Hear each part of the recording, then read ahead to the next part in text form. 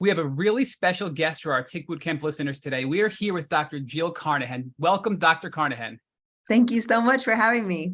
Before we go into your background, Dr. Carnahan, I want to take a moment to recognize that we have Michelle McKeon back from episode 141 of our Tick Bootcamp podcast titled Balancing Pathways, who is a MCAS and mold specialist. And we thought this would be a perfect overlap with her background and your expertise, Dr. Carnahan, to really bring these two worlds together to geek out with our community. So Michelle, do you want to quickly say hello? Hi, everyone. I'm very excited to be here and be talking with Dr. Carnahan. And for those of you who don't know Dr. Carnahan, she is a Lyme specialist out of Colorado. Dr. Carnahan is also the founder and medical director of Flatiron Functional Medicine. She's also been featured in a ton of media outlets like Forbes, NBC, Huffington Post, and so many more. And I had the unique pleasure of getting a pre-release of her book, Finding Resilience Through Functional Medicine, Science, and Faith. Unexpected. And this book touched me so much, Dr. Carnahan. I mean, I cried. I was with you. I felt like I was there with you growing up. And then I felt like I learned with you. And it was such a powerful book that really drew me in. So I encourage all of our listeners to go out and buy it and read it, because not only did I learn about ways to help heal myself for all types of holistic functional medicine, but it was just a really enjoyable book. So thank you for putting this out there in the world, Dr. Carnahan. Matt, thank you for those words. You know, if I realized years ago, my publisher was like, you can't write a memoir unless you're really, really famous, and I'm not, right? But I had this on my heart, story is the glue that connects us. And even you telling stories on your podcast, and you, Michelle, and story is where it's at, because when we hear story of other people, we're like, oh, if they can do it, I can do it. And so I knew I had to write it in the story form. But when I keep hearing feedback about how people, my hope and desire was that someone would feel like, this great box of chocolates, and it would be like this delicious or coffee with Jill, like that. So when you say that, that means a lot. That feedback means a lot. Yes. Well, mission accomplished, I tell you. And Rich will tell you, I don't read many of the books in the Lyme community, but yours, once I started reading it, I couldn't put it down. It was just filled with so much good information and laughter and sadness. And I mean, just relatable, right? But we're gonna get into that. We're gonna geek out over some of the topics you talked about in your book. But we're gonna go all the way back to when you were a child. And Michelle's gonna walk you through what life was like growing up on the farm, and how that was some early signs there about your potential health conditions that at the time you didn't realize were going on. So I'm going to hand it off to Michelle. And if Dr. Carnahan, you can talk to us about life as a child and what life was like on the farm. Yeah, I would love to hear more about your health journey. I know you talk about it in your book, but it kind of started earlier in life. So if you could tell us more about that, that'd be wonderful. Yes. So my journey of resilience in a toxic world, which is lately what I've been titling my talks, because that's what it's all about. Like, how do we become resilient in a toxic world, right? Began on a 300-acre farm in central Illinois. I was born one of 5 children. I was the oldest girl, second oldest child. And, you would think it's the most idyllic place in the world. I had a lovely family, a retired mother, nurse mother who was retired. And even though she was in the medical field, she was very holistic minded. So we had our own garden, like half-acre garden. I remember so many of my memories are like planting peas and going out to eat strawberries in the garden, and like fresh, organic, really good food. And then we had sweet corn at the edge of the cornfield. So we had, every year people from miles around would come and get, dozens and dozens of this peaches and cream sweet corn from the University of Illinois. Like, it was really, really good stuff. So all this stuff on the farm, and we had, 4-wheelers and snowmobiles, and it was amazing childhood. You would think perfect. But as I came into my 20s, and part of the story is in my 20s in medical school, which we'll probably talk about, I got diagnosed with aggressive breast cancer.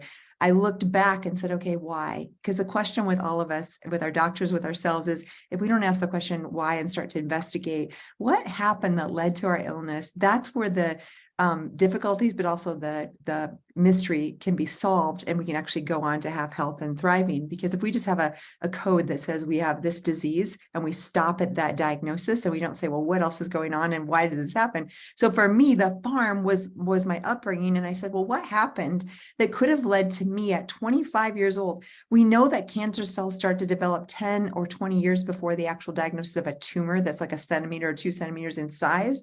So my thought was, okay, 25, that means like at 5 or 10 years old, this stuff started going wrong in my body, my breast. It was breast cancer. And young women, typically the statistics show they do not get breast cancer. I was the first one at that age ever diagnosed at my medical school. I was in the middle of medical school. So it just shows you how rare. And even further than that, I was in a group of young women under 40 that were all diagnosed with breast cancer. And I'm the only one still living. So it was a deadly diagnosis. So back to the farm. So what happened, right? Again, this beautiful place, but My dad in the 70s and 80s did like all the other farmers, and he applied pesticides and herbicides and chemicals. We drank water out of a well. And so probably there was runoff of some of these chemicals. I remember probably 5 years after my diagnosis, I started looking into the chemicals, and I knew the chemical toxicity and these both things like Roundup, like herbicides, and organophosphates like atrazine and lasso and all these other kind of chemicals had endocrine disrupting effects, meaning they affect hormone related cells in the body. They have hormone like effects. So I started to put it together and say, what in the world could there have been a connection? Well, I've came across the research on atrazine. And literally, I just presented, there's a study now in 2023 that shows direct link to atrazine and breast cancer in mice models. This is literally this year. And I haven't had that data prior to that, but prior to that, I saw Tyrone Hayes's work with the they were amphibians and frogs that started to have no genitalia. So they had no sex because of the effects of atrazine runoff. So we know for years and decades that this atrazine has affected. And in 1 year after my diagnosis, 2002, in the European Union, it was banned. And that's been basically 20 years, a little over. It's been not allowed in Europe because of its harmful effects to the environment and to humans. Guess what? We still use it in Illinois. And my big aha was when I was doing the research, looking at maps in the US of use of atrazine. And I even called my dad, I said, Dad, is atrazine still used? He said, yeah, Jill, unfortunately, it is. I look at the map though, right smack dab where I grew up in Central Illinois was the hottest spot of red of use of atrazine. And that was the day I was like, oh, this is all connected, and I'm going to make it my life work to talk about how the environment affects Lyme disease, illness, chronic illness, mast cell activation, all the things we're talking about. I think the elephant in the room is the environmental toxic load that's weighting down our immune systems.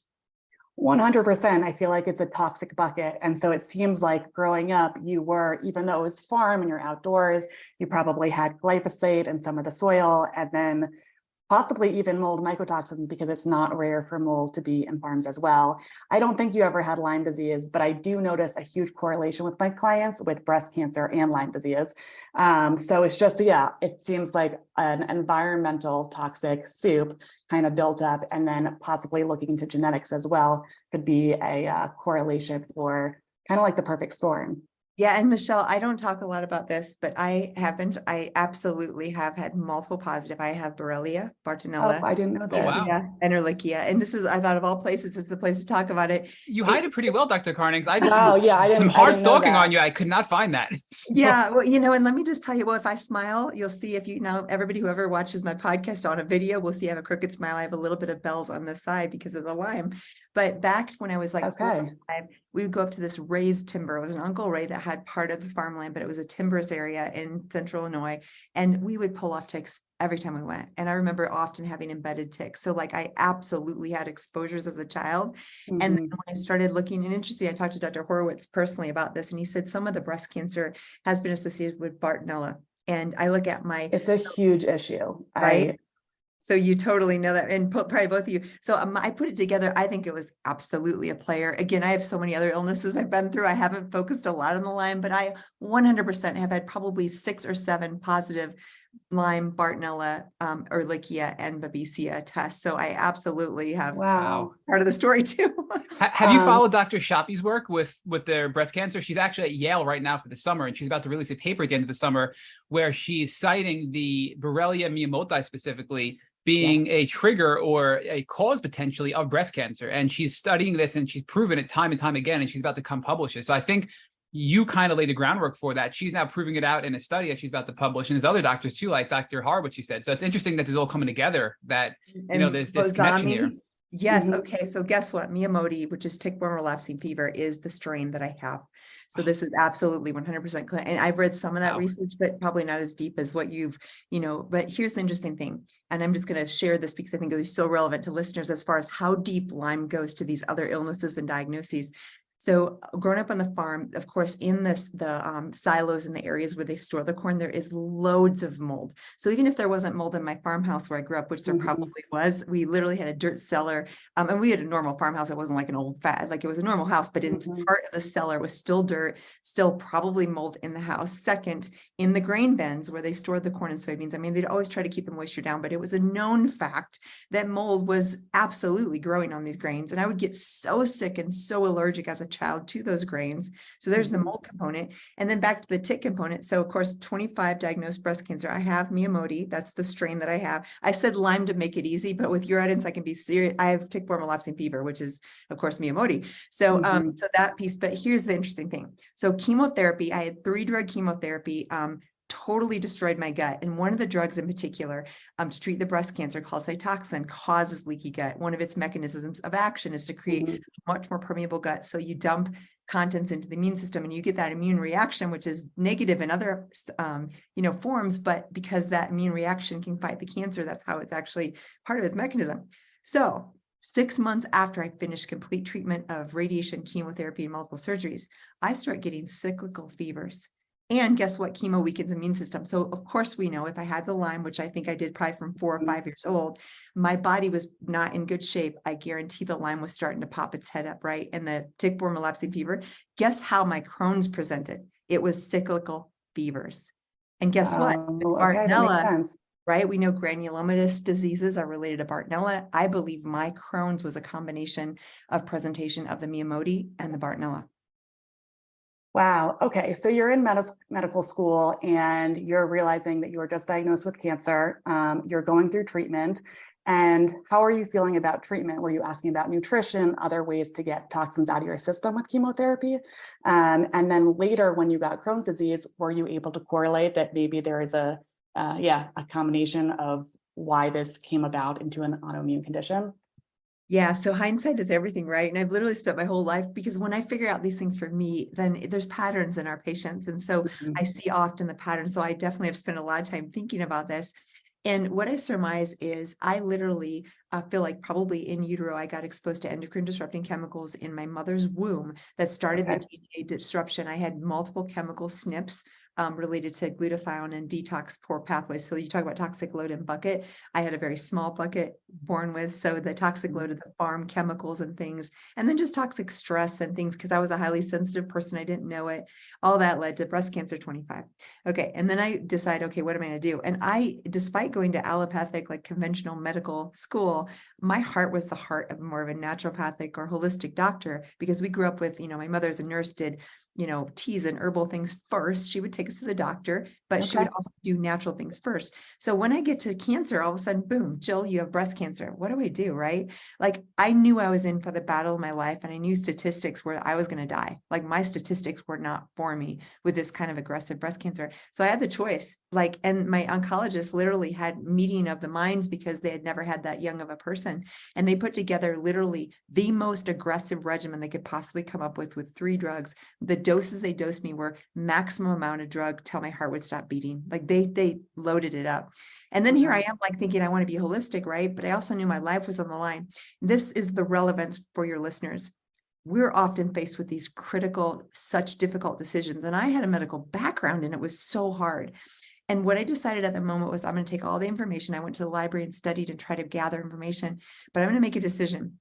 And I'm never going to second guess that decision, because I don't want to live a life of regret. And even if it causes, like it has, an immune deficiency since that time, or damage since that time to my gut, I'm never going to say, what if I didn't do that or did do that? So in that moment, I took all the information I had and made the best decision. And what I chose was aggressive 3-drug chemotherapy, surgery, radiation, the whole works. But what I decided to do was, alongside that, I took antioxidants, I took nutrients, I took supplements, I saw a naturopath, I saw a pastor, I had prayer, meditation, I had all these other things. And I knew that I was going to do both. And the chemo literally, like I said, created a leaky gut.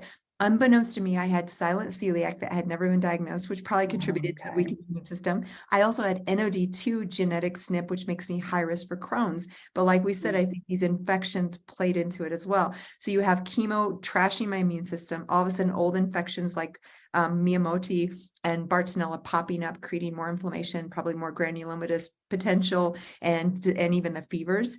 And then within 6 months of me completing chemo, completing surgery, completing the breast cancer treatment, I was diagnosed with Crohn's disease. So all of a sudden I'm faced with that.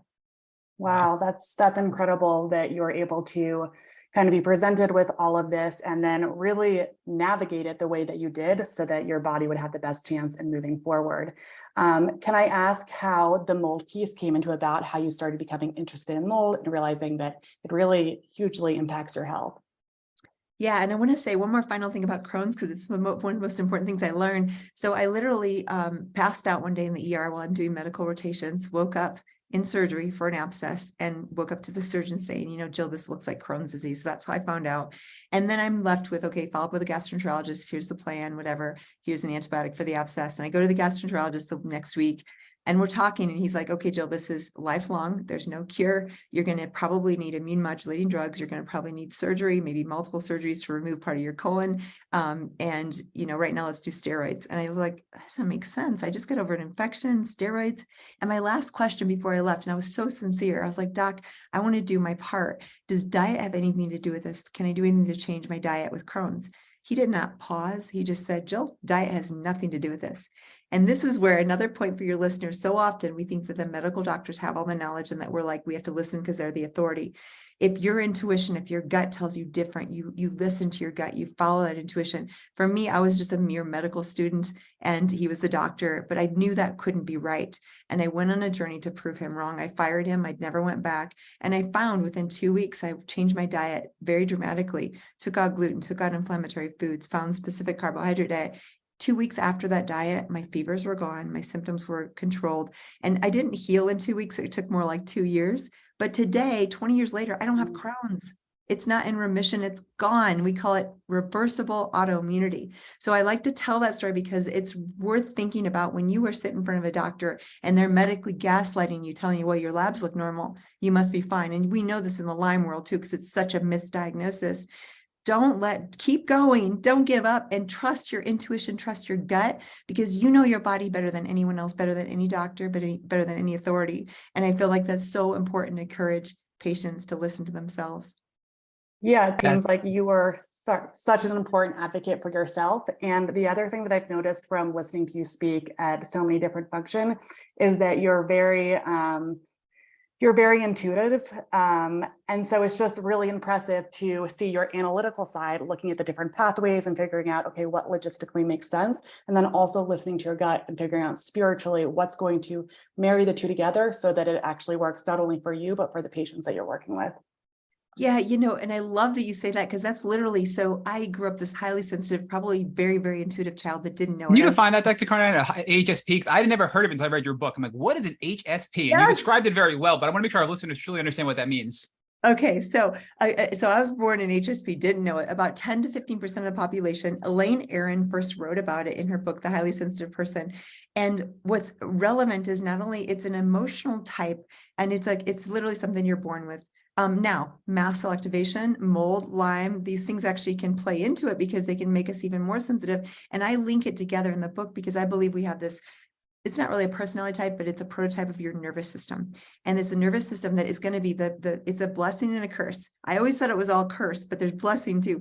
The curse part about it is you are extremely sensitive to your environment. If I'm in like a small, like a mixer and I'm chit-chatting with people and it's more than like an hour or two, I get overwhelmed by the stimulus, by the people, by the talking. Like an amusement park with the sights, the sounds, the smells, the heat, the noise, the movement, way too much for my system. So all these things are like too stimulating because my system, like any HSP, takes in data at an exponential rate at a much higher rate. So the good news is I see details that other people miss. I see little tiny things and details and sounds and sights. I see it all, but because I see and feel it all, my nervous system is like, whoa, this is way too much. And it relates to, like, again, sights and sounds and smells and too much heat and too much sound and to not enough sleep. Like everything affects me, everything, including chemicals. And this is where the other part about it is, I think the highly sensitive persons are those people who are more likely to develop mast cell activation or other things where we're chemically sensitive, we're sensitive to infections, we're sensitive to,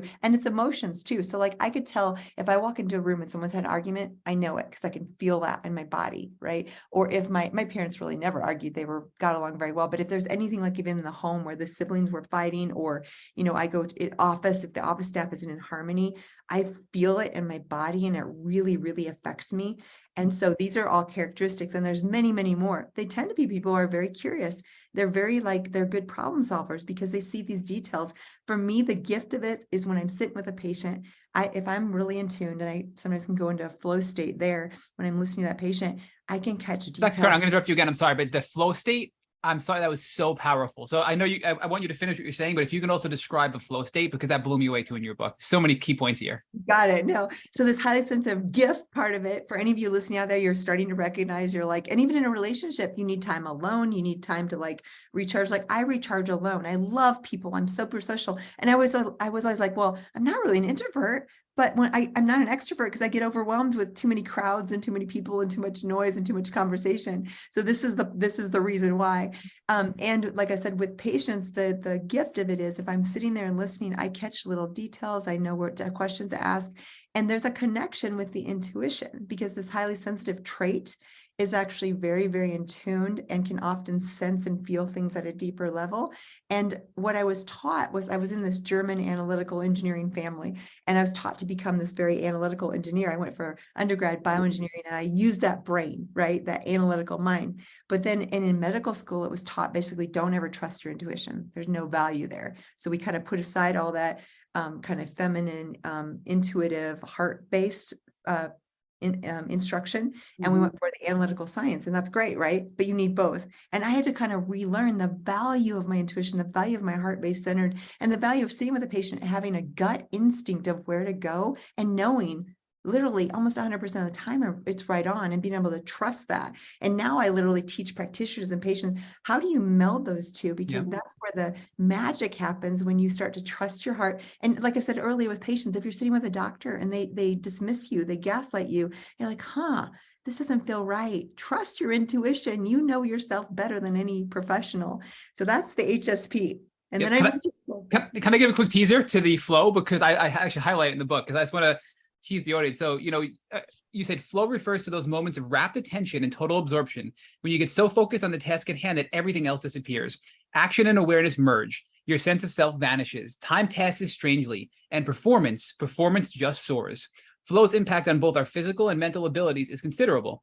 On the physical side, strength, endurance, and muscle relaxation times all significantly increase, while our sense of pain, exertion, and exhaustion all significantly decrease, right? And then you go on and you give the flow formula, which I'm not going to give to our listeners, but that's on page 136. If everybody buys your book, page 136, go read it. It's a really good formula or recipe for flow. So I'm sorry if you want to go in more now, but it's just a really cool concept that you put in there. Yeah, Matt and Michelle, you're picking my very favorite things to talk about. So, like, I'm getting so excited. I love flow, and I want to relate it. I'll tell you what it is, but before I do, I want to say Stephen Kotler, who is Mihaly Csikszentmihalyi, who was the original Czech researcher that studied this, he was in the Holocaust, and he saw certain people were happy even in the midst of horrific circumstances. And he started on this path to say, what makes certain people able to be happy and full of joy, even in the midst of like the absolute worst thing any of us could imagine, which is being a survivor of Auschwitz or something like that. Viktor Frankl talks about this as well. Edith Eger, these are also my favorite authors. I'm like, how do these people survive in the midst of horrendous suffering and still maintain joy and hope and beauty? So that's where the flow research for Mihaly started. And what he saw these people where they could basically be so present and so in tune that they could surpass the physical suffering of their bodies and the mental issues. And then he started studying it. And so he put together flow research. And then Stephen Kotler lately has written a lot about it. He's the one I've been following and listening to. Stephen has his own journey. And I think Lyme is in the diagnosis, but he got very, very ill. And he used flow to hack his health. And then again, there's more and more. There's a new documentary in the works right now about a brain injured woman who lost all of her memory from the age of 22 beyond, and she's using flow to hack her brain. So what is flow, right? What is this powerful thing? Flow is a state of, like you mentioned, things become completely timeless. We lose track of time. They're effortless. So instead of we call it, there's this word I love, it's transient hypofrontality. So what the heck is that? Seriously. Right? Transient means temporary, hypofrontality. So our frontal cortex is the judge. I call it the judge. It's the filter. It's the thing that when we're writing, we're like, oh, that's crap. Stop writing that. That's no good. Or it might be our music. We're playing a song. We're like, oh, that's so bad. Don't play that anymore. Or we're trying to surf, or we're trying to climb a mountain, or we're trying to hike. And we're like, oh, I know I can't do it. It's the running recording that tells us we're not good enough, it's not good, whatever kinds of things, the negativity that's judging our actions. Transient hypofrontality, which is part of what gets us into flow, turns the judge off. So all of a sudden we can just be free and flow and act without anything's telling us we're not enough, we're not worthy, we're not good enough, we don't have what it takes. All those voices go away in this.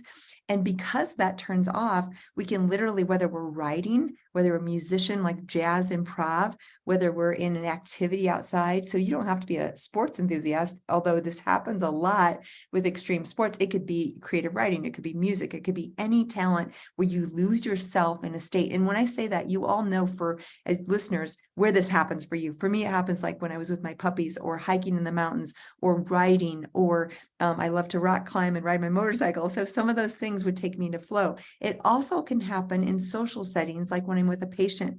And the formula is you get rid of distractions. So that iPhone that we all have that has all the apps that notify us, that's the worst interrupter of flow. You want to get rid of those interruptions because you need to be present.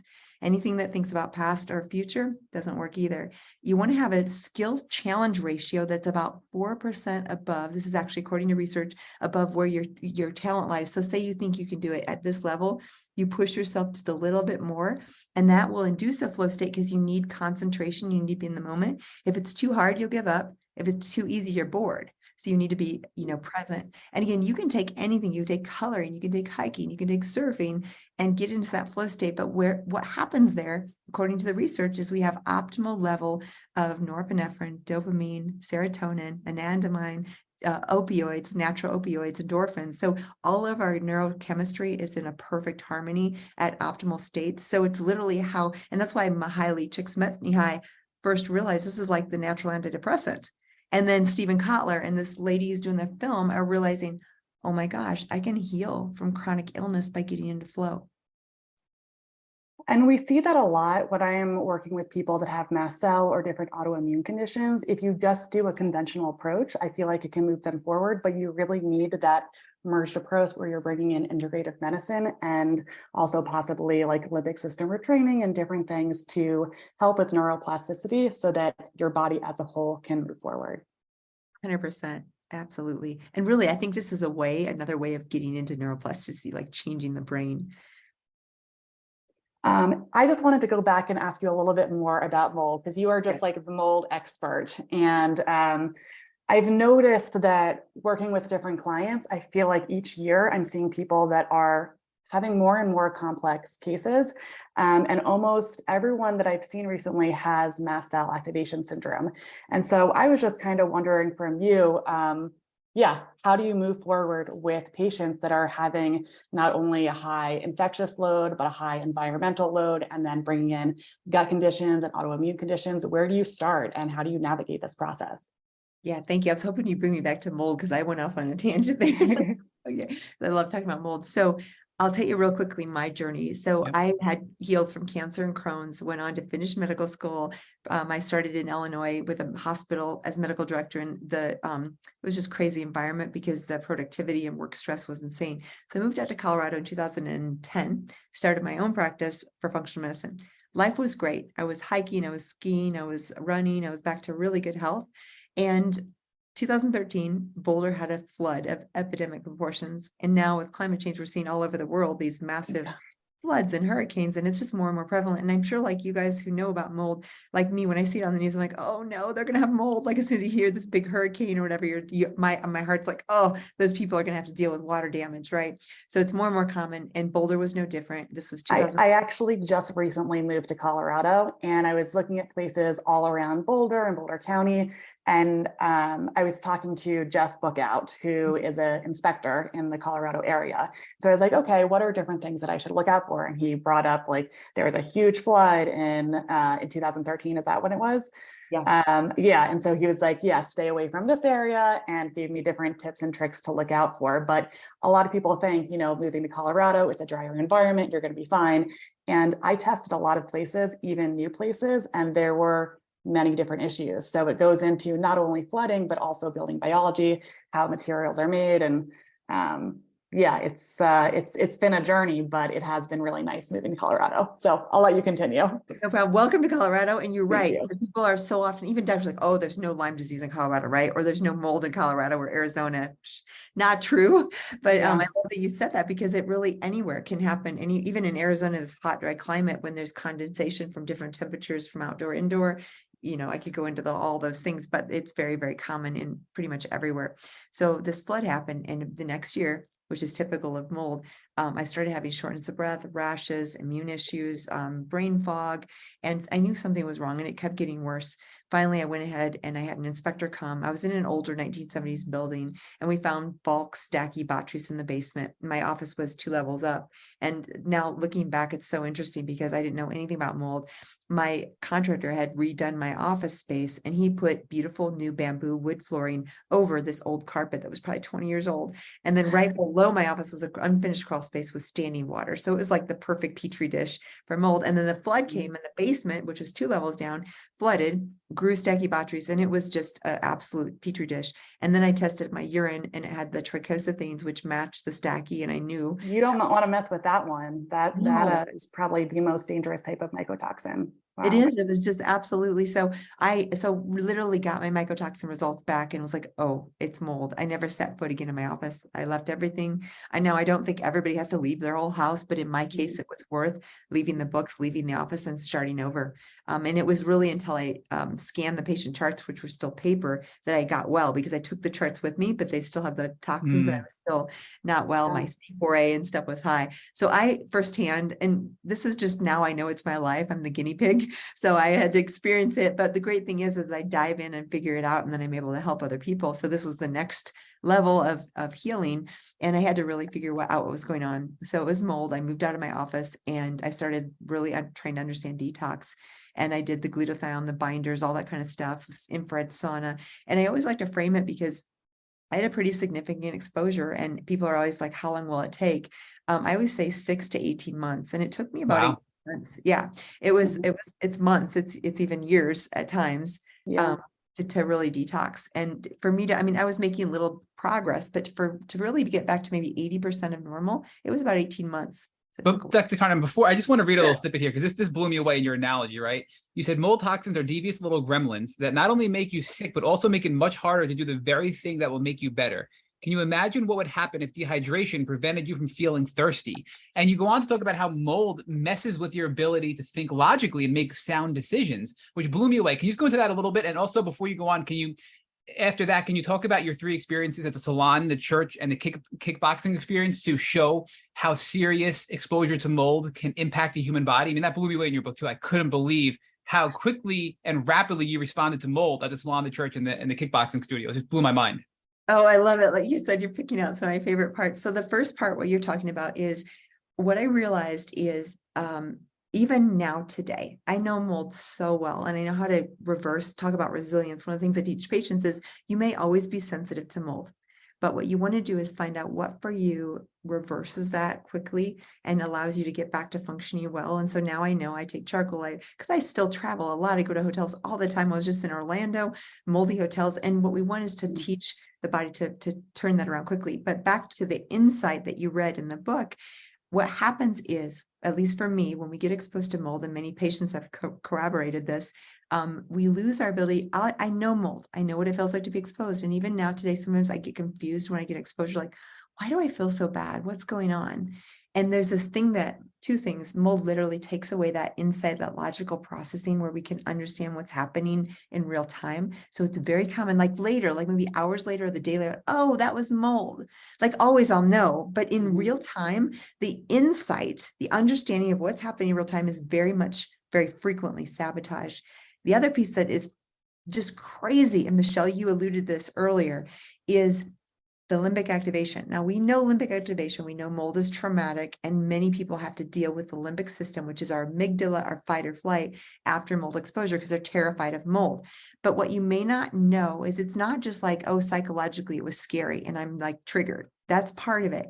But this is crazy. There is research. I pulled the paper and I quoted it in my book that shows that literally a chemical inhalation through the brain cribriform plate triggers a limbic response outside of our emotional wellness. So we can be totally therapized and happy and doing all the right work and know that we're fine. And we can know that I'm going to be okay from this mold exposure. But literally there's a chemical bypass that causes a limbic activation that is outside of our control. Now, the good news is we can also deal with limbic activation and reprogram, because what happens is it gets coupled. This is why so many people after mold exposure are like, the mold avoiders group. No problem with that. It does work. But people get so afraid they're living outside and, camping because they're so terrified of exposure. And that's part of that limbic loop. So we must actually decouple that and do the work around it. Again, even if you're healthy, happy, emotionally sound and stable, there's a chemical reaction that you can't control, and you have to do the work around that limbic activation. So that insight's gone, which makes it tough. And then this limbic activation is part of every chemical inhalation exposure in most of us. So those two things. So the stories you mentioned. So I was Dr. I'm sorry, before you go there, I just want to, for our listeners, because I'm really hoping they're all going to buy your book. On page 166, you talk about the signs and symptoms of mold exposure, which is a really powerful table you gave. Then on page 172, you highlight steps you can take to prevent mold growth. Then this is the part that I think that was really powerful. I mean, we've had a lot of people talk to us about limbic system retraining, but you outlined every single one of them in the most comprehensive list I've ever seen on page 181 for all the limbic retraining suggestions.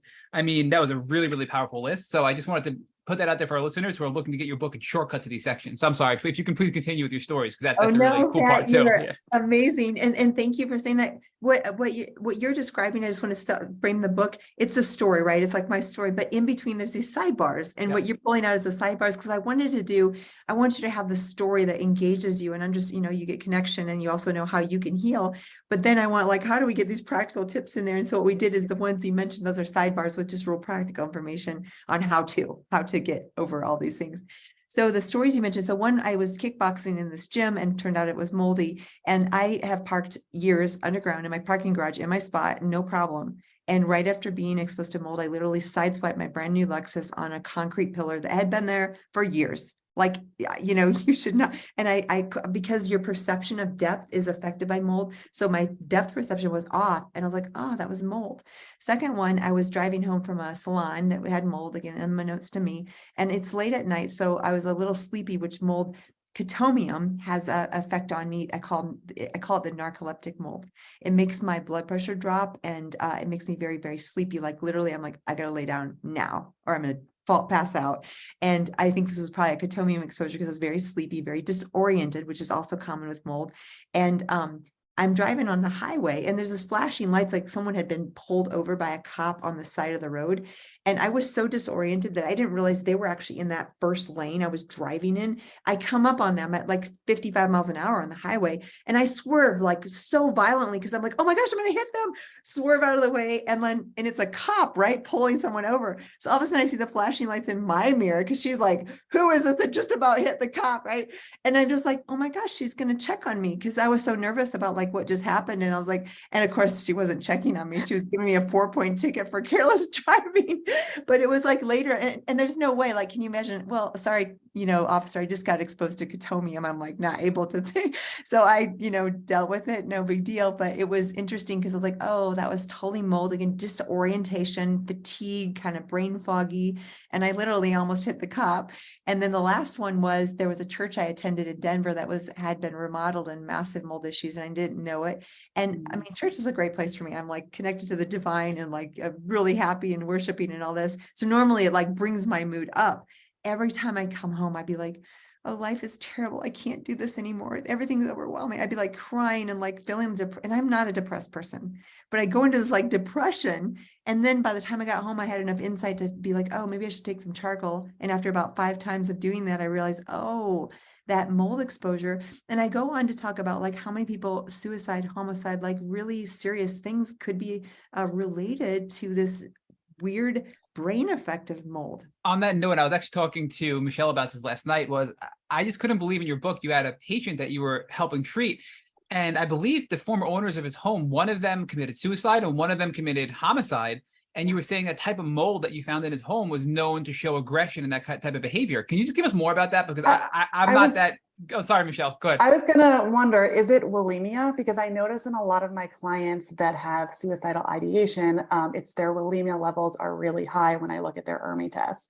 And I see that with certain molds, like you had said, Cotonium, that can make you really fatigued, but it's really interesting how certain spores, especially the more toxic ones, can really play a role in keying in certain parts of the brain. And psychiatric symptoms, yeah, that it's like clockwork. It happens every time. Whenever I see those high levels, I'm like, okay, this is all coming together. This makes sense. Wow, I love that you say that, because I kind of talk in the book, and I want to write about mold personalities, right? Like, Yeah. I think as we talk among practitioners and people who see this, I think we could all kind of start to put together a map of the personalities of mold. And that's like, for me, the Cotonium was so clear, narcolepsy. I would just be like, I'm out. And it was because of drop in blood pressure. And it also lowers cortisol. I've seen a pattern of lower cortisol with Cotonium. So with this story, it was a doctor and her daughter, and they were living in this house that was so toxic, and they came to me for help. And later, as we looked at the history of this house, they had this beautiful new add-on, but the older part of the house was like 100 years old. And they really went through the history and found out the previous owners, there was a homicide and a suicide. And as we talked through it, who knows? Because I don't even know for sure. The case was, I mean, this was like they came to me after moving out of that house. So I don't know for sure what was in that house as far as molds, but we all thought, you know what, I bet you anything it's connected to that. Yeah. And like, it makes me wonder, I've actually gone to different like psychologists and therapists' office and letting them know about how not only mold, but also Bartonella can create this psychiatric symptom. I've talked to them about like depersonalization and derealization, that's a huge, huge red flag for not only tick-borne infections, but certain types of mold spores. And most people don't think about it. I had moved into an apartment right after college, and I never had depression or anxiety. And then all of a sudden I had severe anxiety that went to depersonalization. And I was like, this isn't me. Like, what is happening? And then I finally learned more about integrative medicine. I moved out of my apartment, and it started kind of my journey into understanding how to get toxins out, and just environmental toxins in general. But people don't realize how serious it is and how much it can impact your brain. And even clients that are living in the same home, a lot of times some people will feel totally fine, and then other people, they're just completely drowning in symptoms. And it's not that it's in their head, it's that, yeah, they have different genetic susceptibilities. They could have past tick-borne infections, the HLA-DR gene. So there's just so many components that really play a role in how these mold spores are going to impact your health. Yeah, Michelle, I love that you say that, because that's the truth. And also, I postulate, I mean, a lot of times, like courthouses and prisons and schools and government buildings are some of the worst. So it's like, how many of our children in schools that are having learning disabilities, or how many of our, even, people, prisoners who've committed crimes and stuff. I don't want to justify that, but I think there's a real thing with psychiatric diagnoses. And I no longer really believe that there's any purely psychiatric diagnoses. I'm staying that statement, and it's controversial. You're the second person to say this. Are you saying that you believe all mental health issues are related to some physiological or bacterial or viral or fungal root cause? Yes. Inflammatory talk. And I want to frame this here, because we kind of touched on it, but it's such a clear frame. The framework I see all this discussion in functional medicine is toxic load plus infectious burden. And these two things combine almost every complex chronic illness that I see is toxic load plus infectious burden combining to create immune dysfunction and autoimmune, either overactive or underactive, or inflammatory cytokine production. And that creates, you could name any disease or any illness. And most of the time it's this combination. And that's why, like, tick-borne infection is absolutely huge. I'm such an advocate of treating that, but I always want to check toxic load first, because often, like in my case, it was a toxic load that weighted down the immune system. These old things popped up, like Epstein-Barr and Borrelia, Miyamoti, and Bartonella and Babesia. And once I started to decrease the toxic load and get back immune function, like, this is another thing, and I'd love to hear you guys' thoughts on this. I tell people all the time, if we were to check 10,000 people on the street walking by, no symptoms for Lyme, we'd probably find 30%, maybe more, have Lyme disease, but they're okay. They're functioning. They're not having a lot of symptoms. So why are they functioning okay? And you're in my office. And that's where the immune system, right? Because the bar of the immune system, if you have a very robust immune system, you can keep some of these old infections, Yep. even tick-borne infections, in check. That's why, like today, the immune system's good. I'm pretty thriving, even though I still have the Lyme and all the stuff we talked about. So it's that immune piece that makes the difference. And so if you have mold, you're going to have massive immune suppression. You're probably going to show up with Lyme and Bartonella, Babesia, anything you've ever been infected by. And do we need to be aggressive at treating those until we get the toxic load down, or at least doing them at the same time? I think that's a real core concept. Wow. Yeah, you dropped some good facts in your book. So you say that a 2005 study showed that an average of 200 chemicals are found in umbilical cord blood of newborns, which is just mind-blowing, right?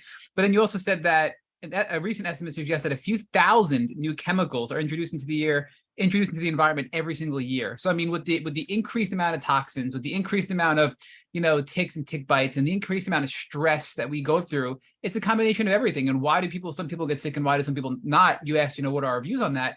My view is it's that whole toxic bucket theory you described, right? So how many different tick-borne infections do you have? How many times have you been reinfected? What is your stress level like? What other toxins do you have? Heavy metals, mold exposure, all those things that can contribute to your toxic bucket. What genetic predispositions do you have? And then you go into the whole autoimmunity component where, what I love is you talk about autoimmunity is always genetics plus some sort of environmental trigger, which could be a toxin, it could be an infection. But you said that most doctors leave out the third piece, which is, right, I think it was your gut health. And your gut health is essentially 70% of your immune system. And if you don't address that, you're missing a piece of the puzzle. And I think that, for me, is kind of how I view chronic Lyme, why some people get really sick and why some people don't. Michelle, what do you think? I agree. And I also think it's just a testament to how well you've navigated this for yourself. The fact that you got breast cancer in your 20s, like that's really uncommon, but clearly you had a past of genetic exposures, infections, and then you were able to navigate this, and you're now so healthy and able to just empower other people. Even when I got sick, like you were one of the first practitioners that I looked into all of your information, and I was like, okay, like she had it really difficult and she's able to move forward and have a practice and now help other people. And it's just, yeah, it's really inspiring. And I think it's so important to create this information because I partner with a lot of hospitals that are treating people with very severe cases of cancer, Parkinson's disease, ALS, different types of movement disorders. And so I help with pre and post treatment. And so when I test them, I usually test for tick-borne infections and environmental toxins. And they're always high in tick-borne infections. They're always high in environmental toxins, specifically mold. So the sooner we can get ahead of this, it's just going to be so much better for people dealing with these long-term, very serious conditions. Oh, Michelle, I love what you said there because it's so critical. And Matt, I think we're all aligned. Like it's like this big mishmash. And conventional medicine is like, okay, there's one thing, you have MS, and that's it. And there's no other causes, there's no other thought. And then here's the drug, right? And it's like, no. Why did that happen? And what's the things that are playing into the immune system? So I think it's so critical to look deeper. Whenever I teach on environmental toxicity, I always say there's three things that come with an overloaded bucket. One is neurodegenerative diseases, which is MS, Parkinson's, ALS, all these, even just cognitive decline or Alzheimer's. Second is cancer, right? I had breast cancer. Many people get cancer because it's that overload of the immune system being weakened. And immune system, natural killer cells, is how we fight Lyme and how we fight cancer. And the third thing is autoimmunity. And all three of these things, neurodegenerative diseases, cancer, and autoimmunity, are massively increasing in incidence because of all the things we're talking about as well. One thing that you brought up in your book a lot is resilience. I feel like that's a common theme. How were you able to become so resilient? You had like one hit after another, and then you're also working with people that are dealing with really chronic conditions. How are you able to keep on going and keep being resilient? Yeah, great question. And I don't know if anyone has ever asked it quite like that, but I think there's this mental fortitude. And I do think there's some people who are born with more of that and others that aren't. Mm-hmm. I think that's part of my German swish, like, oh, I'm going to, like get, so that's the strong part of that, even though I was a highly sensitive person, I had this like, oh, I'm going to overcome, I'm going to like, so there's this will. And I saw it again, my heroes like Viktor Frankl and Edith Eger and some of these people that have been through way more difficulty than me. I would look to them, I'd read their books, I'd be like crying. I'm like, oh my goodness, they have what I want, right? So, and I find with habits, so whether it's becoming more mentally fortitude or becoming more resilient, habits really stick when we become our identity. So one of the clues I've learned with habits is like, say you want to, I'll give you an example. So I'm gluten-free. I don't eat gluten because of my celiac, and I don't smoke, never have, never even touched a cigarette. Those things are who I am. They're not something I do. They're not something I choose. So I don't eat gluten. I don't smoke cigarettes. And no judgment to any of you who do either of those things. But because that's my identity, if someone offers me bread, there's no thought, there's no decision making, there's not even, it doesn't even cross my mind. Like, no, thank you. I don't do that because that's who I am. And then smoking, if someone offers me a cigarette, there's no thought of, oh, maybe this time would be fun. It's, I don't smoke. That's who I am. So if you want to become more resilient, you can first start by saying, I am resilient. That's who I am. That's a nature, a quality in my identity. And then what happens is, and this works with weight loss, or this works with whatever, like, I'm a healthy person. So someone offers you a donut, you're like, no, a healthy person wouldn't do that. This is my identity. So for me, the resilience has been part from very young age of my identity. And I'll tell you where that might come from. I had an amazing, amazing family, an amazing childhood, but there was some issues in that environment that were abusive. Not my, personal, I mean, my parents were wonderful. I'm not naming any names, but bottom line is there was a situation when I was very young where I was unprotected, and I dealt with something that I couldn't do anything but freeze. And that's my own trauma that I worked through. But what I learned then was this, like, inside me, I'm like, I am going to freaking overcome. I remember 5 years old, I was like, no one's ever going to hurt me again. Right? Like, no one's ever going to have that ability. I'm going to be strong enough to be able, and that gave me this like will to push through and survive and like overcome and know that I could.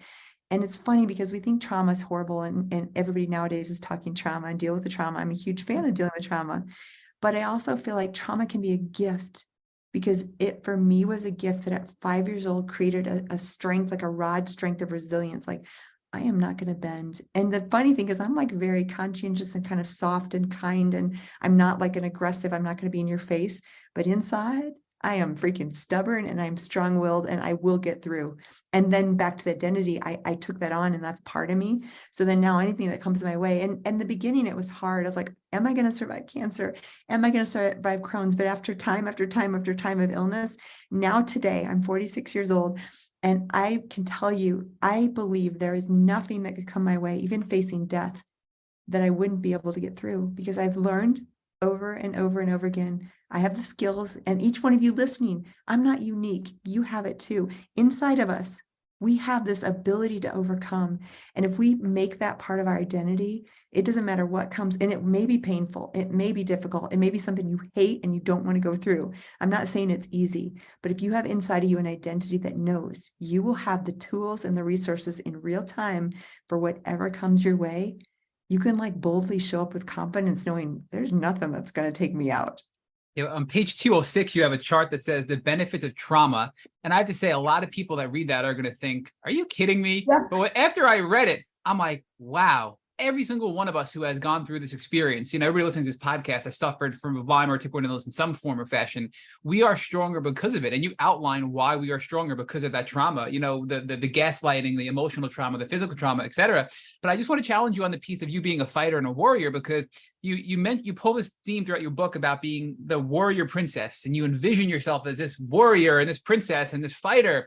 But then at the end of your book, you talk about how you had to pivot and change that mindset to a more healing mindset. Can you transition, your current argument to, you have to be, have this fighter mindset, to how you found a more maybe healthy mindset of balancing that warrior mentality? Yes, I love this because it's so critical. Because again, this can also be a trauma response that can be helpful to a certain point. So I fought cancer at 25, right? I fought cancer and beat it. Crohn's, I'm going to fight this and beat it. And I did. So I had this mentality, and then along came mold. I'm going to freaking fight this mold. I'm going to overcome it. I'm going to win. Right.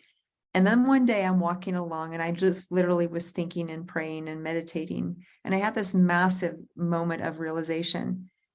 We all know with mold-related illness, you have this external toxin, and in a genetically susceptible individual, this antigen can't really be cleared well in the people who get sick.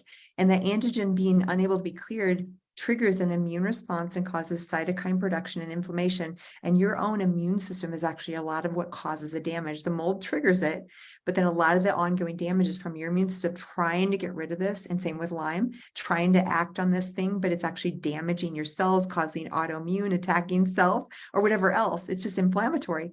And I had this epiphany that day. I was like, oh my goodness, this fighting is going to kill me because it's internal battle. And if I mentally say, oh, I'm going to fight this, and my body does it and my immune system fights, it's that fight that sometimes, and it was also right in the beginning of COVID where, you see like a lot of the times where people didn't do well in COVID, it was their own immune system that got overactivated and fought to the death.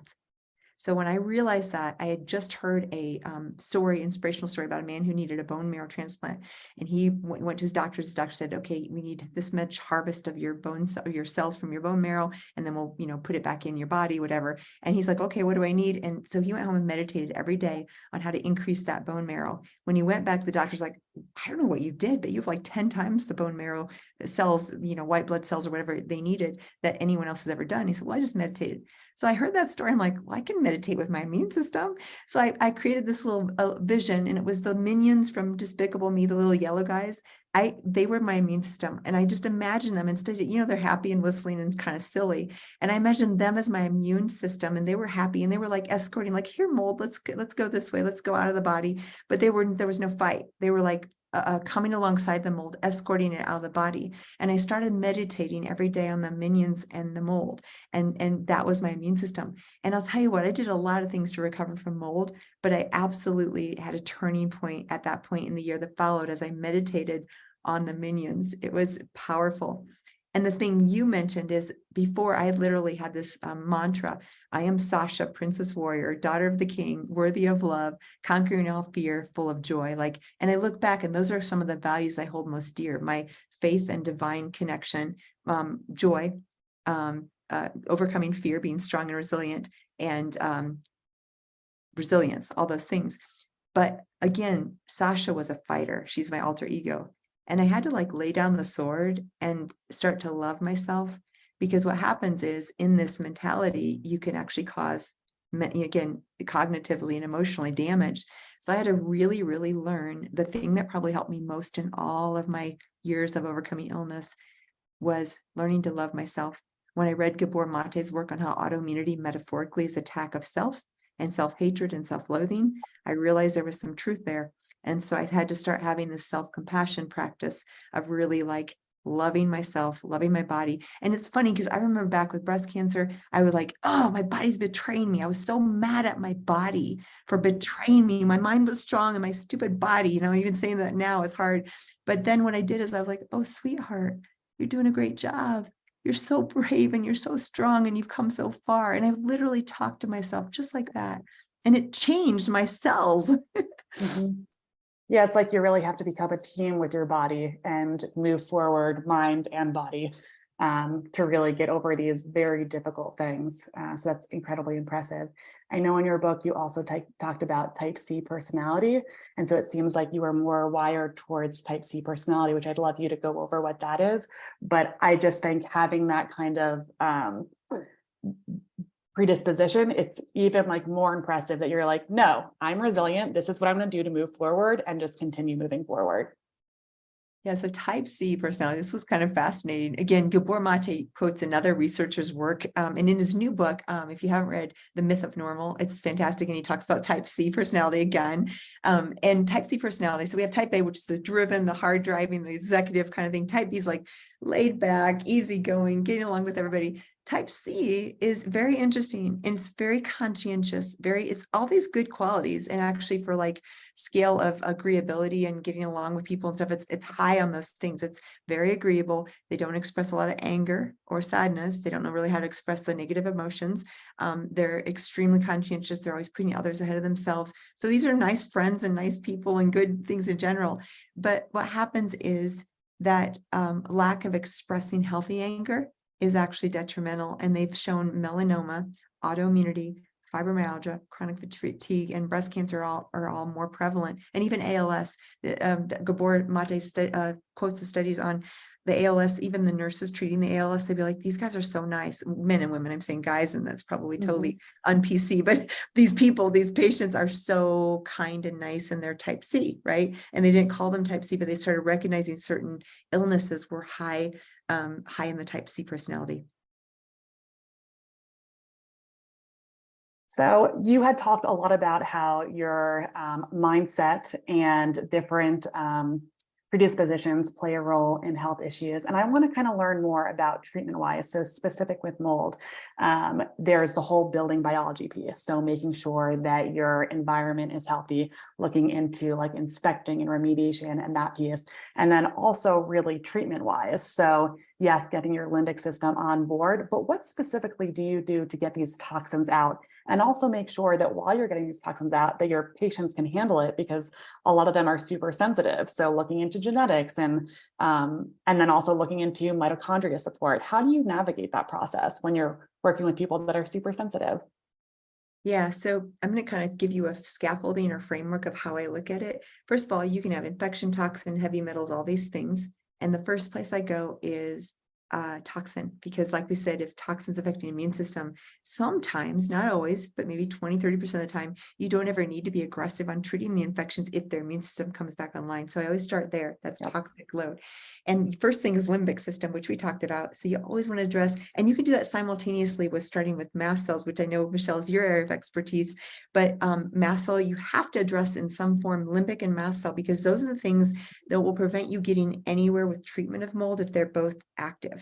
So limbic system, you're just going to have fear, and people are afraid to try new things, or afraid to, sleep inside in indoors, whatever. So limbic system, you can start. Mast cell, you want to use, and again, Michelle, you're an expert, so feel free to add, but natural antihistamines like quercetin. I love Chinese skullcap, luteolin, vitamin C, all those things are amazing. And then prescriptions, I'll use H1 blockers, H2 blockers, mast cell stabilizers. A real favorite is ketotifen, which is a compounded mast cell stabilizer, very effective. And you can layer those, and sometimes you need a lot of things to layer to get that under control.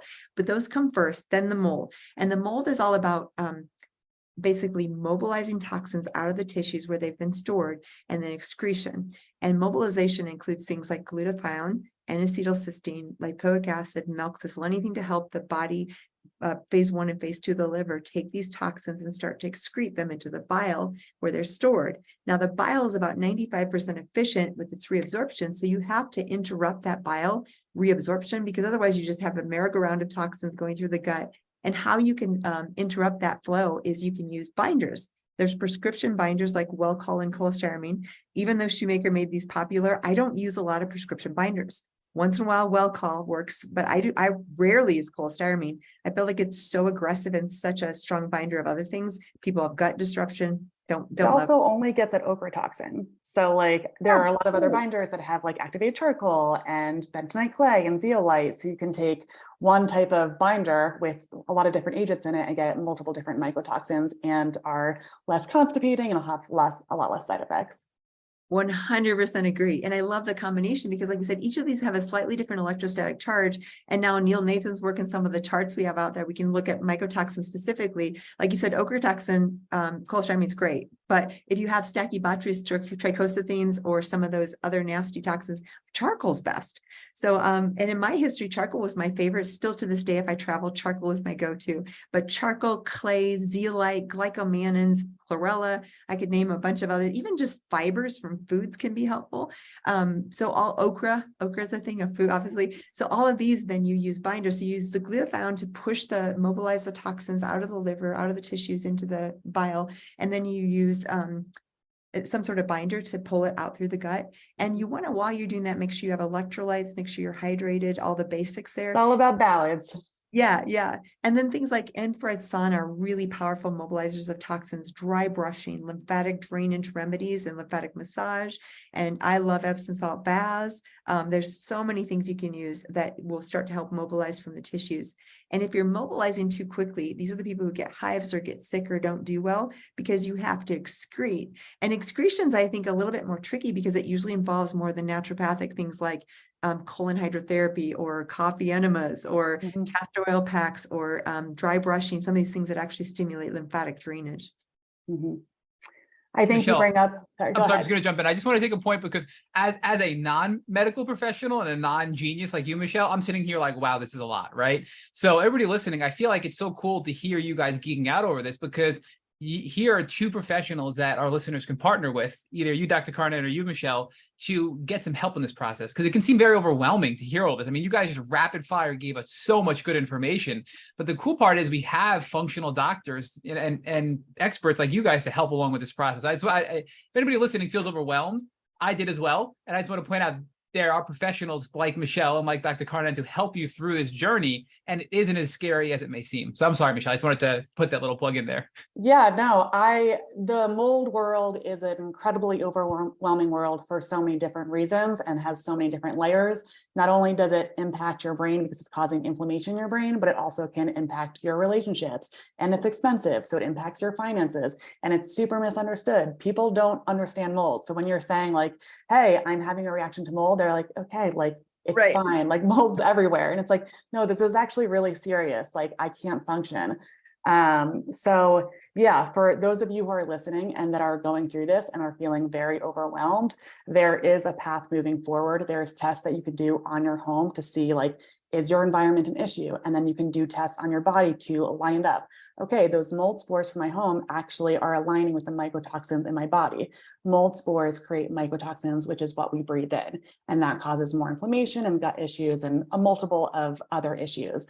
So there is a path to moving forward and then figuring out the logistics of exactly what Dr. Carnahan said, stabilizing your mast cells, getting these toxins out, doing it in a way that's supportive of your system. And there's so many different ways, supporting your lymph system, your kidney, your liver, all of these different pathways need to get moving before you put in a binder so that it's not circulating throughout your system, it's able to get out of your system. And then really repairing and supporting your mitochondria. Your mitochondria takes a huge hit. It's what creates ATP. It's what creates energy. So if you're feeling very fatigued from different types of mold spores, let's get these mold spores out of your system, but then also let's support your mitochondria so that you can move forward, also support your limbic system. And yeah, there's so many different components in the recovery process, but there are ways to move you forward to feel hopeful about getting over this. Yeah, and I don't want to miss out on the opportunity to talk about Burke and Alyssa from the book, because they were your extreme chronic Lyme case. So Dr. Carnahan, can you quickly just, you don't have to be quickly, but can you talk about Burke and Alyssa? And when I read the book and you sent them to a clinic in Germany, I was like, I wonder where that was. So can you tell us their story and where exactly you sent them in Germany for Burke's treatment? Yeah, so and it's interesting because this particular couple I've known for probably 12 years, ever since I'm really one of my longest standing people, and they're doing so well. Or Burke is the patient. And again, they have permission to share their story. I just want to mention too, because some people may read the book, and we did film the documentary last year, and it's still in the process of being submitted to film festivals. But I just want to mention, because Burke and Alyssa are featured in their story, you see them, you hear them, like their story is there in the documentary. And it's, if you want to just stay tuned as far as where it's going to be playing, we're hoping to have, I'll be sure to let your listeners know, I think this summer in Colorado, hopefully have a screening. So we don't know yet, but movie.com. So drpatientmovie.com is the documentary. And it's a lot of my journey, but it's these patients. And, you know, the two main stories are in this documentary: Ryan Sutter, who you may know, Tristan Ryan from The Bachelor, and Burke and Alyssa. And it's funny because I do a lot of different cases, right? Two of the main cases in the documentary are Lyme. So it's very relevant to your community. So stay tuned. I can't tell you where it'll all be playing yet, but we will see it. So I wanted to mention that because please keep us posted, and we'll be sure to share it and let all of our listeners know as well. So we'll definitely get that out there when the time comes. Yeah. So Burke and Alyssa. So Burke was diagnosed, and he was at 16 years old having horrendous ulcerations on his mouth. I suspect it was probably either a form of Bartonella or either Epstein-Barr or something that was reactivated. And literally his whole entire mouth and esophagus was ulcerated. He couldn't eat. He's 6'1" at 16, and he was 115 pounds, if you can imagine, like completely. His dad had to carry him to Children's Hospital. So, I mean, he was so sick. I did not meet him till 35, maybe 20 years suffering from Lyme. No one diagnosed him. He kind of gave up hope. He met his wife, Alyssa, and that's part of the beautiful story, is she like believed in him. She was his advocate. She's like, we're going to find answers. But like decades of suffering. And you guys know this because of so many people with Lyme get misdiagnosed or get ignored, or they don't get diagnosed at all. And finally he came to see me, and I right away, as you guys know when you hear the stories, and it's like, Burke, I think I know what this is. We got to test you for Lyme disease. And after kind of, like, oh, are you sure? Well, we already did a Western blot on LabCorp and it was negative, right? So, and the bottom line is absolutely, it was Lyme and co-infections. No surprise to any of us. And so we did a lot of healing. He made some progress. The ulcerations healed, all that. But then he ended up going to Germany to get the hyperthermia and IVs and some pretty aggressive therapy. And he is doing amazing. I mean, he's a very successful, family and everything. He also didn't think he'd have children. They have 2 beautiful children. Wow.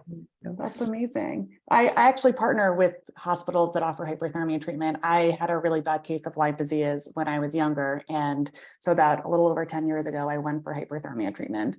And that was the first treatment that helped to move me forward. And then I started getting into integrative medicine. And that's where I learned about detoxing and mold and mitochondria and all that kind of stuff. So yeah, there's so many different modalities to give people hope and moving forward when you've tried so many different things, have gone to so many different doctors, and just to not lose hope, because there are really great treatments out there. Was it Clinic St. George for both of you? I went to Clinic St. George. I'm not sure where they went, but it's interesting because back again, this was almost a decade ago, and the name changed and the newest. So I don't even know what now. I can get that for you to share with listeners, but I don't off the top of my head know what the new name of it was. Yeah, that's wild. I do want to take a quick point, because I know I wanted to do this earlier on, but you start your book off by talking about Alex Hudson and Jody Hudson, and unfortunately, it was too late. But My Promise to Alex, which is the book she came out with recently, and Jody Hudson, the mom of Alex Hudson, now has the Alex Hudson Lyme Foundation. And we've interviewed her on this podcast on episode 281. Wow. And it's a really sad story of mast cell activation syndrome, and an extreme case of just being allergic to everything and being inflamed to everything. I mean, even the being next to an outlet, an electrical outlet, and a router and a phone, I mean, everything set her off. Can you just talk about that? Because I don't think people understand how serious MCAS can be. Even though there may be other root causes or triggers for MCAS, that in itself can be extremely dangerous and potentially life-threatening, like in the case of Alex. Yeah, so obviously your listeners know from that episode. So Alex came to me, and unfortunately, I think she'd been to 40 some doctors, and when she finally came to me, and it was, I mean, she was really, really sick and suffering. And what I remember most about that visit was just sitting there in flow and just listening and wanting to cry with her, and like all that she'd suffered. And I never, ever give up hope. So even at that first visit, I thought, well, maybe there's a possibility. But as I saw her over the next several months, she was in crisis, and she was really, really severe, so severely malnourished. Her gut was rejecting everything. She had to give IV nutrition. And in the prologue, she died. She died in her 20s. And but I wanted to put that in there. Number one, for people to realize that these complex chronic things can be deadly, even in young, healthy people that should never die that young. Number two, I wanted to show the humanity of my skills and the fact that I can't save everybody, and I want to, and I would love to. And I think I'm a pretty good doctor, but there's still, and just that humanity of like, we're not miracle workers, and people still suffer and they still die. And I wanted to be so real with that, because that to me is so hard, because I want to help everybody and I can't. And in this case, but what happened in that visit was we talked about all kinds of things. And one of the things in my intake form is, do you have a greater sense of purpose or something, just so I can find out where you get your strength? And she said, God, for her. So I said, well, could I pray with you? And I just, like kind of said, really simple. I don't normally do that unless the patient asks or they put it on their form, right? But in this case, it was perfectly appropriate. And she asked, and then it was more like just this blessing of like, can there be purpose or meaning even in the midst of the darkest times?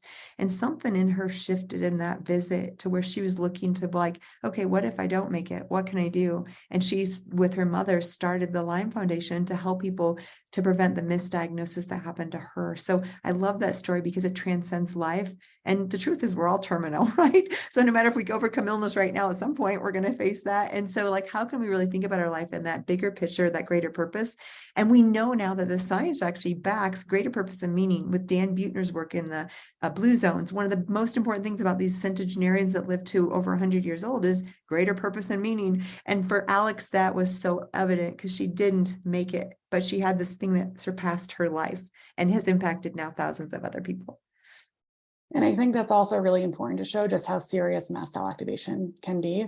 I think that within the past few years, with COVID bringing out so many more people with mast cell, and then also staying inside your homes because of not being able to go out because of COVID. If your home has a mold issue, that can create mast cell. It is such a problem, and we have a long ways to go in creating awareness for it.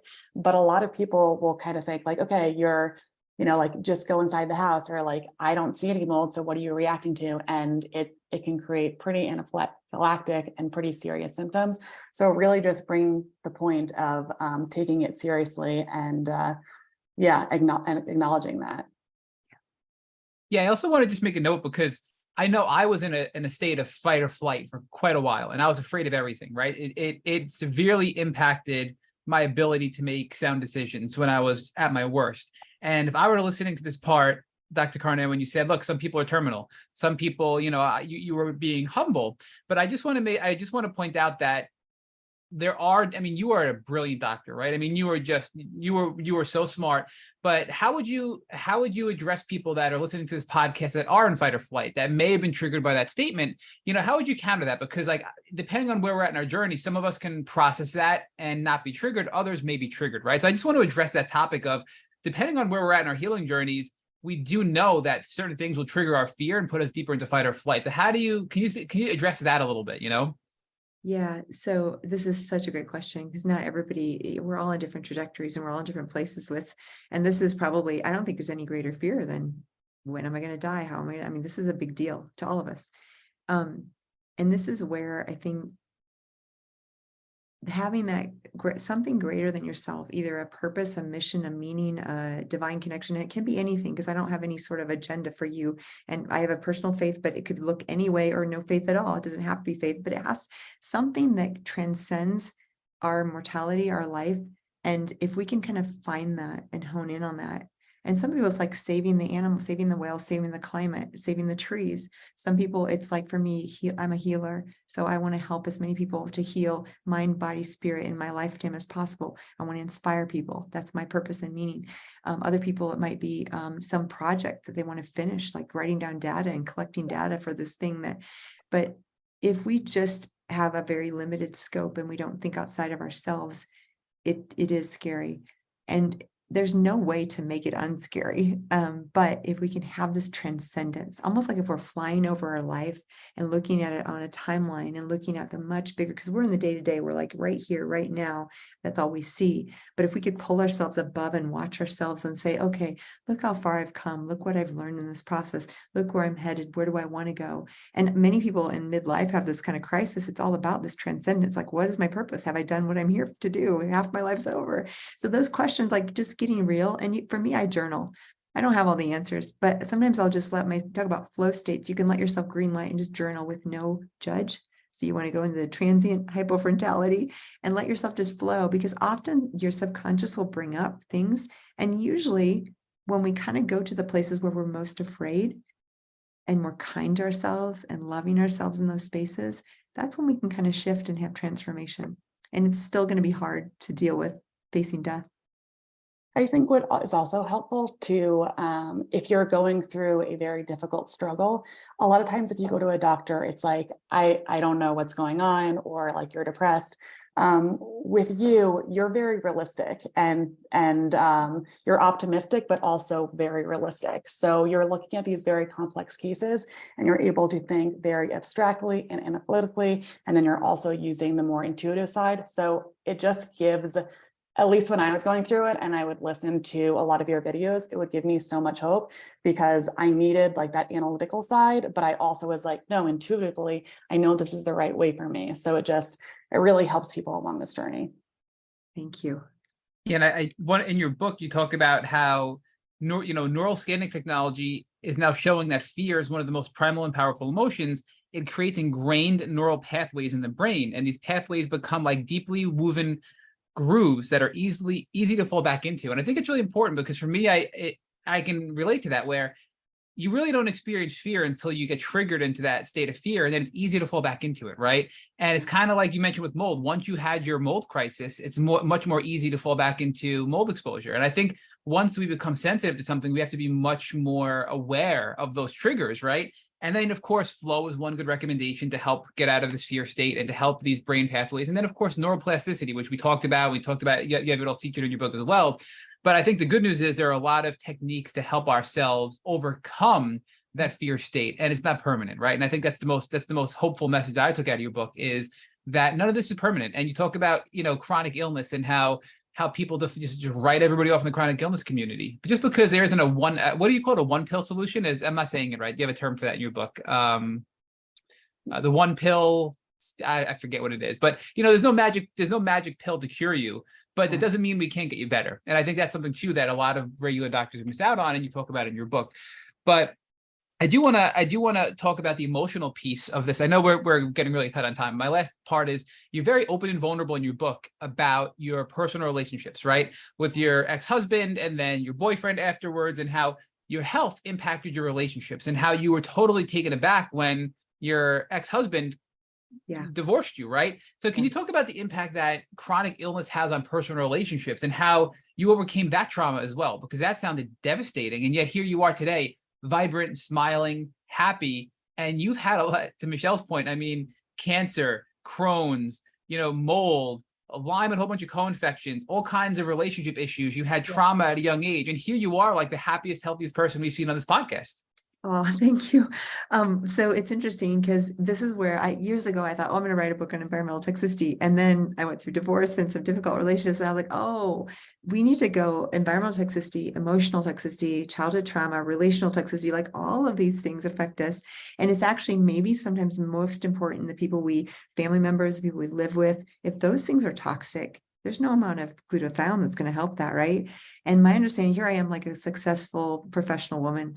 And I had this aha because I realized there's a lot of women out there like me, men too, but talking to women particularly because that's who I am, that maybe have it all together in the professional world. They've worked really hard, they're successful, but their relationships are not so good. And maybe they're that type C that's afraid to speak up, or maybe they're staying in a toxic or unhealthy relationship, or maybe they're just unaware or suppressing. All these things happen. And my aha was, I could look like I have it all together on the outside, successful, but if my relationships aren't healthy, my body and my mind and my health isn't healthy, right? So I realized, oh, we have to deal with this too.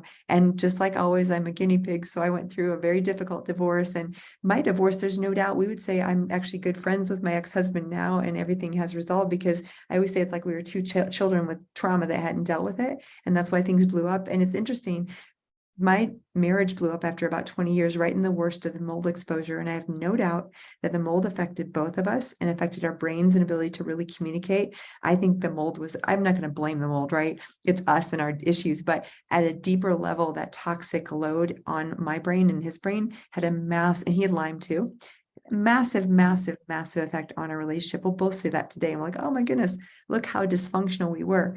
So we have to heal these parts. And what's going to happen is we're going to keep going back to the same types of relationships that are unhealthy, whether it's the narcissist, empath, or any sort of form of dysfunction, until we heal ourselves. And we never have control over the other person in the relationship. All we have control over is ourselves. So when I went through the divorce, and it was difficult, that what I ended up doing that really transformed my life was saying, okay, what about me? I can't point fingers. I could point fingers, but that's not going to help. What is my issue? What can I do differently? How can I deal with my trauma? And I went really deep and did a lot of work.